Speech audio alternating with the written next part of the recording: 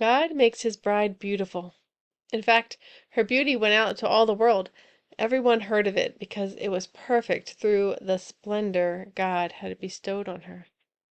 God had made Israel splendiferous, but they trusted in their beauty. It became an idol.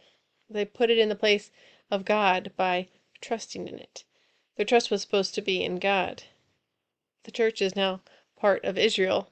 I can't speak for the church everywhere, but the church in America certainly can suffer from pride in its own beauty. Actually, in saying that, I thought of all the huge, beautiful cathedrals in Europe that are basically sitting empty. They are more tourist sites than gathering spaces for believers. There was a pride in beauty.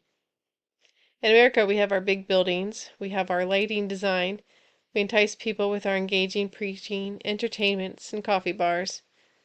I've often used the following scripture in talking about America. Sodom's sin was its pride and selfishness. Read this description again. Behold, this was the guilt of your sister Sodom. She and her daughters had pride, excess of food, and prosperous ease, but did not aid the poor and needy. They were haughty, and did an abomination before me, so I removed them when I saw it.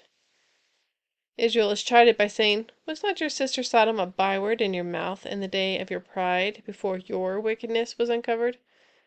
Israel is making fun of Sodom, using it as an example, tossing out its name and expressions of something bad, being prideful of their superiority to them, until they were just like them. And yet, for all this, the chapter, this oration from the Lord, ends with a promise of unbroken covenant promise, and an atoning for their sins. They will be ashamed of how they have acted, and it will humble them. Exactly what they needed.